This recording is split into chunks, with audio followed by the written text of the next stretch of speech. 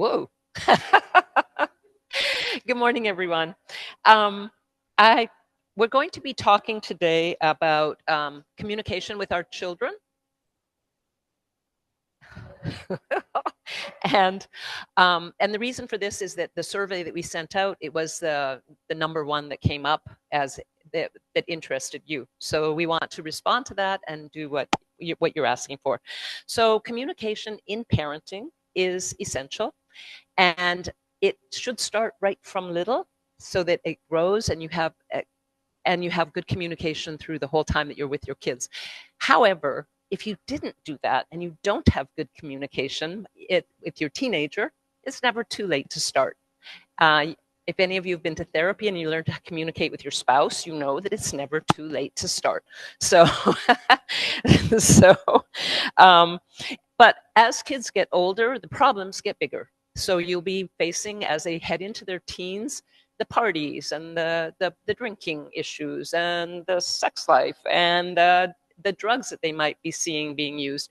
And you want them to come to you with those issues and talk to you about them so that you are their first line of information, not maybe their friends or something they see online. Okay, so active listening is the basis of all good communication. So if you want to communicate with your child, it's not telling them things or saying things, it's listening. So it creates connection from them. It helps them feel heard and valued and important. And it makes the family communicate better if you listen. So I want you guys to think about a time when you were trying to get somebody, when you were upset or you felt worried about something or upset or angry, and you went and told somebody about it. What's the reaction that you wanted from them? What did you want them? And if you're online, feel free to put this in the chat. We'll be doing things back and forth, and I'd love to hear from you. What was it that you wanted to get back from the person when you told them about your problem or about your worry or about your upset or about how angry you are? What do you want from people when you do that? You want compassionate listening? Yep. Empathy. Do you want them to fix the problem for you, generally speaking? Yeah, okay. And when the person turns around and gives you advice and tells you how to work with the problem, how does it make you feel? Yeah, generally not very good, right? My reaction is just listen to me. And our kids feel the same. So in order to actively listen, there are some steps we need to take. The first one being turn off everything that is in the way of your communication. And let me show you what I mean. You don't listen to your child like this. Oh yeah, tell me about it, with your phone in front of you. You take your phone, you turn it over, put it away. Same thing if you're watching a movie or you're making dinner or you're doing some work on the computer. Turn it off. Look at the child, pay attention to them. And then the next thing is as they talk to you, paraphrase what they're saying. Just repeat back to them what you're hearing so they know that you're understanding or feeling heard. And at the same time, so that they can say, no, that's not what I mean, and tell you what they mean. I'm going to tell you something really funny. So this book that we're talking about, I bought this 30 years ago when my son was 4 years old. And he was having some issues in preschool. He was unhappy. I didn't know why, and he wouldn't tell me, or he didn't know how to tell me. So I bought this book because I'd heard that it was good for communication, and I used it. And I used the paraphrasing. So he would say, how was your day? And not good. And I'd say, oh, it sounds like you're unhappy. And I would do this to him. And it opened the floodgates. He started telling me everything. It really worked. I used that through their whole childhood, both my children.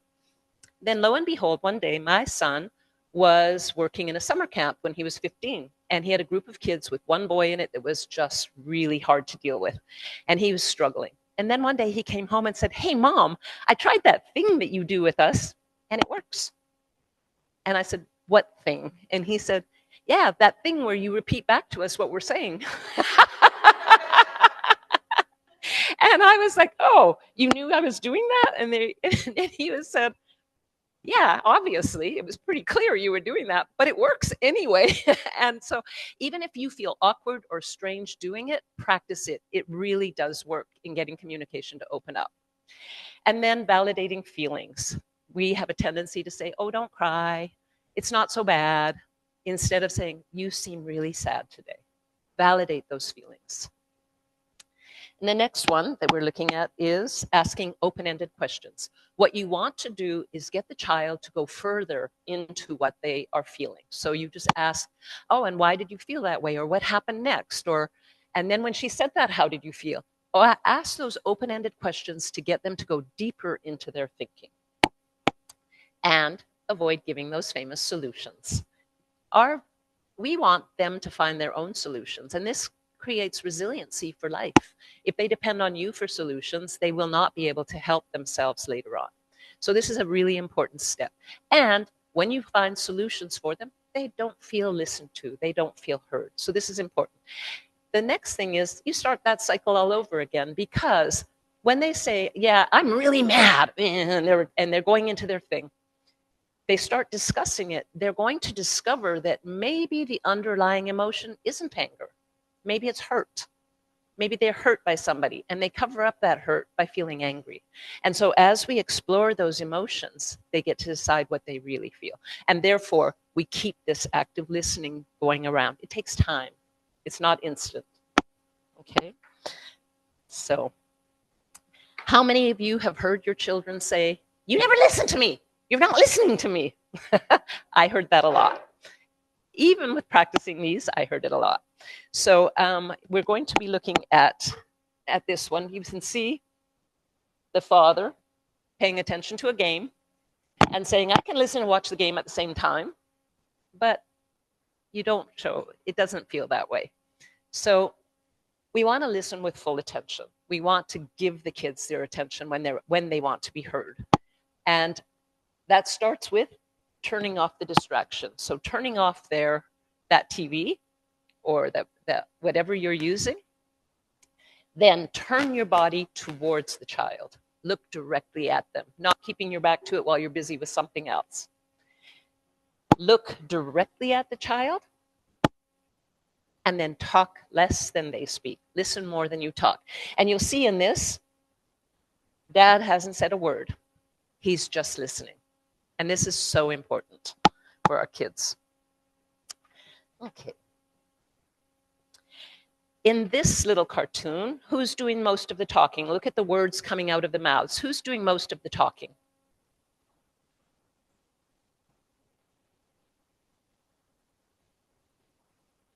Mom. Mom is doing everything. Okay. So, and she's questioning, are you sure you didn't lose it? Well, what do you expect if you leave your things lying around? Okay, so we've all said that, haven't we?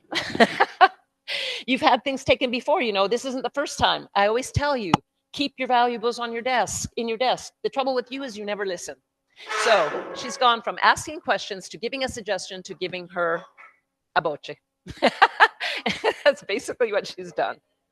So instead of this, we look at what's happening here. And what do you see the mother saying? Look directly at the mother's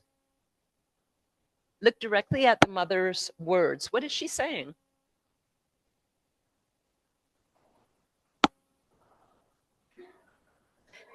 She's not saying a word. She's just reacting to what's going on, right? So this is acknowledge with a word. It's very effective. You don't have to be the one with the answers. Just and let them keep talking. It's another way of doing the paraphrasing, but in a way that might make you feel less silly. Okay, so, oops, darn. So let's think about when our children are feeling upset or sad, what do we try to do? And I want you guys to discuss that among yourselves. What do you do? And if you're on the chat, just write in some comments. What do you tend to do when your kid comes to you saying, with some problem, or they're sad, or they're upset about something. The teacher wasn't fair to me today. What do we tend to do? Or I'm crying because I lost my favorite pencil. What do we do with our kids?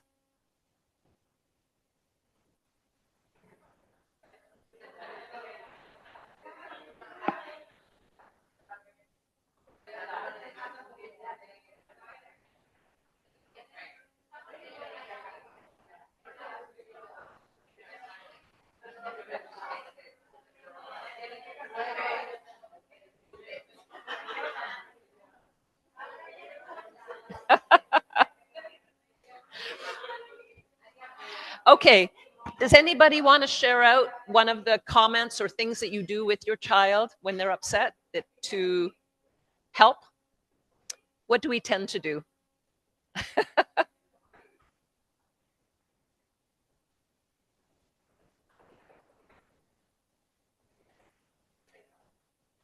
You say, let's take a breath. Okay, let's take a breath. Anything else that you do with your child to? Yeah, that's a good one. You give them a hug. Okay. Anything that you say when that's happening? What happened? Okay. Tell me more. Okay, very good. Giselle. Okay. Okay, so that's perfect parenting. Pardon? Somebody said something? Hi. Oh, hello. Hi. Here we have we do in Spanish we say necesito una pausa. So in our family, whenever someone is feeling like very emotional, sad, or just doesn't know how to express it, we just go up to anyone, either the kids or one of the parents, and say necesito una pausa. So that means the other person needs to gives me a hug without asking why, what you need, what's going on, just a hug until the other person lets go. I can't let go first. The person that needs a pausa, let's go first. Beautiful strategy. Yeah. Beautiful strategy. Okay.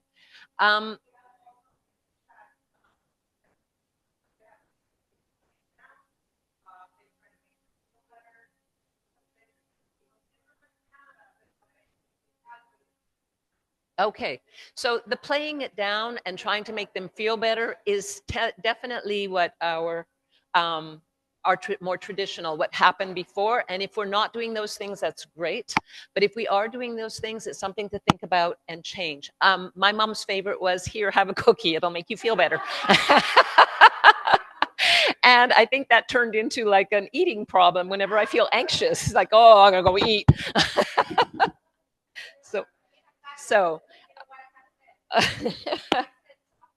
so if we are doing what we really want to do is what several of you said, validating feelings, letting them know that you understand how they feel. Just, it builds their emotional intelligence. Often they don't know how they feel.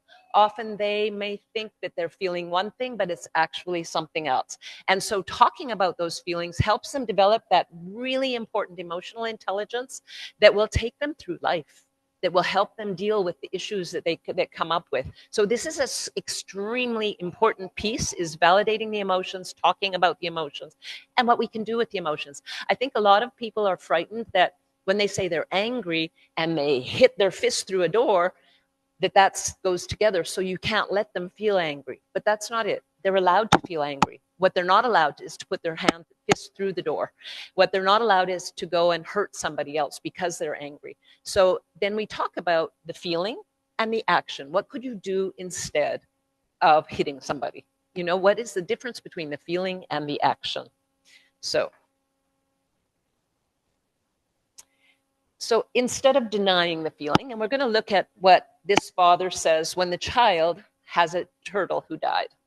Now, to the father, the turtle may seem like a fairly insignificant thing, and he's going to want the child to stop feeling bad. And that's a normal feeling for a parent. We don't want our kids to feel bad. It's not a good thing. So now don't get so upset, honey. Okay, it seems like a nice thing to say. Don't cry, it's only a turtle. And then she starts crying louder. Stop that. I'll buy you another turtle. There we got our solution. And then now you're being unreasonable as the child has a meltdown. So what we want to do is not use the dismissive phrases. It's not a big deal. Don't worry about it. Don't use those, even though it's very tempting to. Instead, we're going to give the feeling a name, and we're going to talk about that feeling. So here you see the father acknowledging the feeling. I can see why you're so upset, right? He says, oh, what a shock. So acknowledging that this is a bad feeling you're having. And then naming the emotion. Losing a friend can hurt. Yeah, it can really hurt. And there's nothing dad can do about it. The turtle has died and it hurts. And then using empathetic statements. You really cared about that turtle. So, things like, oh, that sounds so frustrating. You must be feeling really upset with your friend right now. That empathy into what they're feeling is a really important part of this whole dynamic that you do with the kids. So we're going to try it. You have Post-it notes on your table, and there's pencils if you don't have a pen. And what we're going to do is we're going to look at what the child says. We'll do the first one together because this sounds like it can be very, this sounds like it can be very simple, but I can guarantee you in the moment when you're faced with your child's upset or these big emotions, it can feel not so simple at all. So it takes a little practice. There's nothing wrong with, as I don't remember who spoke, said, taking a pause, taking a moment to think about it, being mindful about it. So the child says, the bus driver yelled at me today and everybody laughed. What's the emotion the child is feeling? Pardon? Embarrassment, right? So you think about that feeling. And now you want to respond to the child. What would you say to the child? Oh, you must have felt embarrassed. Exactly. Okay? Yeah, it doesn't matter how you phrase it. You must have felt embarrassed. That was embarrassing, whatever. So just name the thing. I'd like you guys to work on the other three.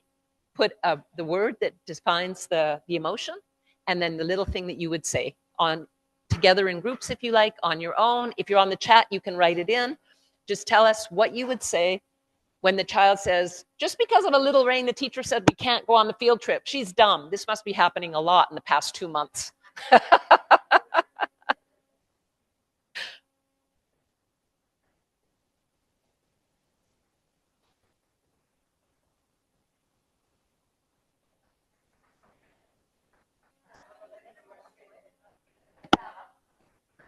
Anything will do.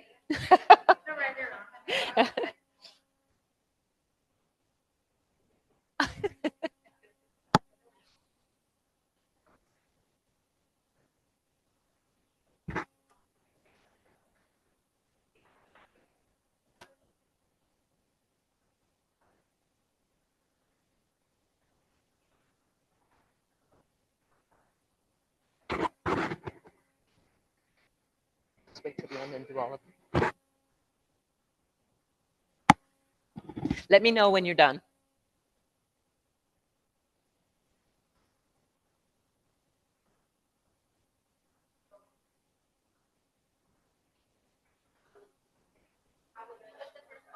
All of them. Do all of them. Do all of them, and then we'll discuss what we found.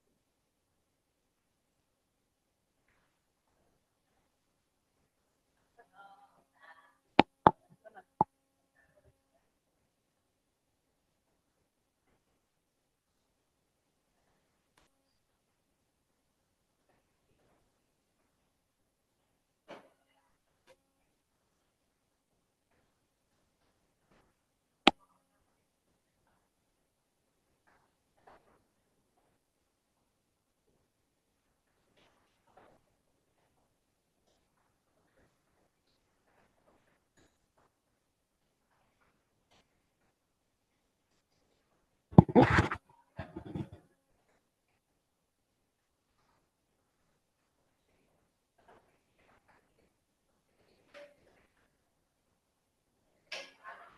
everybody done?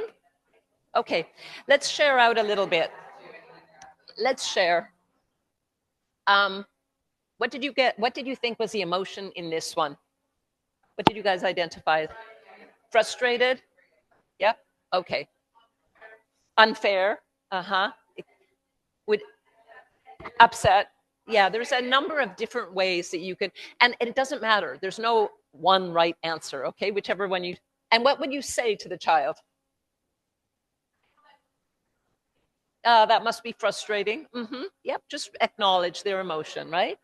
The second one, we had a basketball practice today and I didn't sink the ball once. Pardon? Disappointed? Yeah, disappointment. Frustration could go there too. Okay, and then what would you say? The sadness too, it could be sad. What would you say? You must have felt so disappointed, or that's frustrating, whatever the case may be. And the last one, Janie's moving away with a friend. What would the feeling be?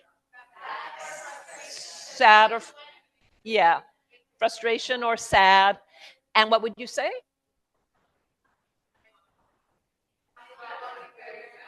Yeah.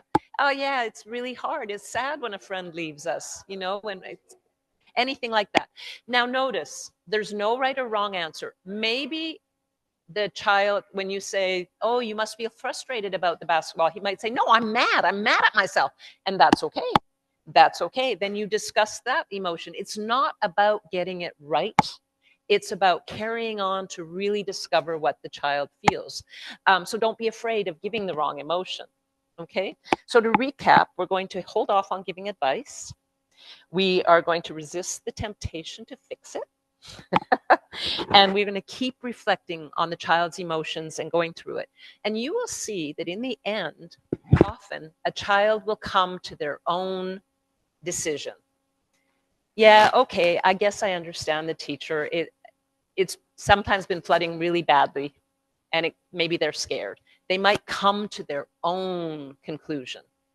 Or, you know, maybe, yeah, my friend got mad at me, but it's true, I said something mean to her, so maybe I should apologize, right? Like they come to this and they come to it on their own. And when they come to it on their own, this is powerful because that means they're learning to do this for the rest of their life. And they will be adults that you'll be like, wow, they really communicate well with people. They really understand themselves. They can find solutions to their own problems. So this is super important. All of this comes from 2 books. Basically, How to Talk So Kids Will Listen was the first book that came out, and then eventually, like 30-something years ago, and it's still so relevant, completely relevant. And then the How to Talk So Teens Will Listen came out later. A lot of the strategies are the same. If you've been using those strategies, they will grow with you. You don't need to read the teens for new magic. It's not going to happen. It's just that in this book, if you're dealing with teens, you're going to see some comics that you're like, oh, that's me. The books have a lot of pages with writing that you might not want to read, and that's okay. So what you can do is what I did at the beginning. I went through and I read all the little comics, and I said, oh, that's me. What can I do instead? And then I read that. And then eventually I went back to read some of the theory behind it, so I had a bigger understanding. But this was how I saved myself with my kids right in the beginning, was just looking at those comics and trying to practice the things that seemed to be the things I was looking at that were happening in my family. We have a learning hub that we use with our teachers.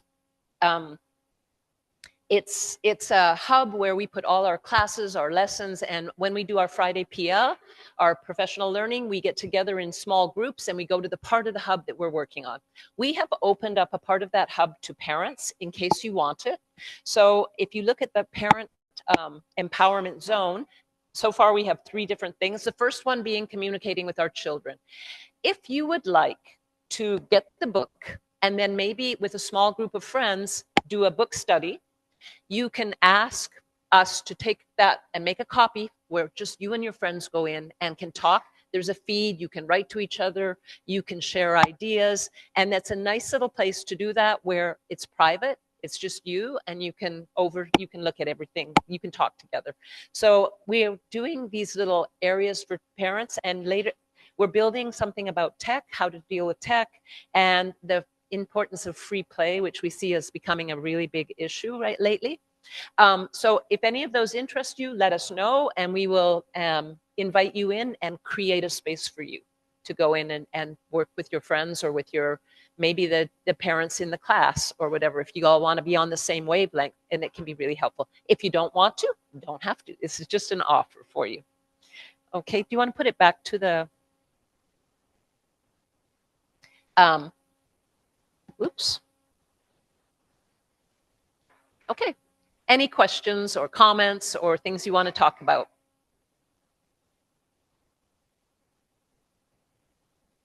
Anything?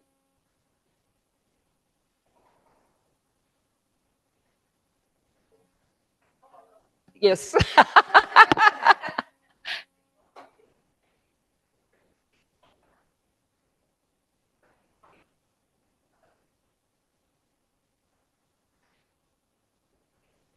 It really does. It takes for those who are online and maybe didn't hear that, she's saying it takes a lot. Even if you know it all, it takes a lot of practice to get there, and it really does. And I would say that's why it's kind of fun to do it with friends, and then you can say, "Oh, this happened," because when we're sitting here talking about it, it's easy to come up with these solutions. When you're in the stress of your life and a million things are going on, and your kid is having a meltdown, it's not so easy. It's not easy at all. And we're not saying it is. But the more you practice it, the easier it gets.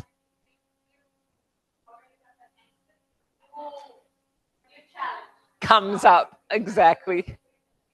Yep, yep. So, and the kids are changing all the time. So you have to really work with that. Yep. Anything else? Any other comments? No? Anything online? No? Okay, well, thank you for joining us. I hope that was helpful. We're going to be trying to do community coffees based on what the parents told us in the survey.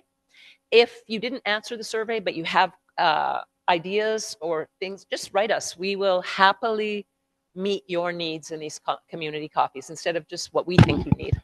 Okay? Okay, thank you.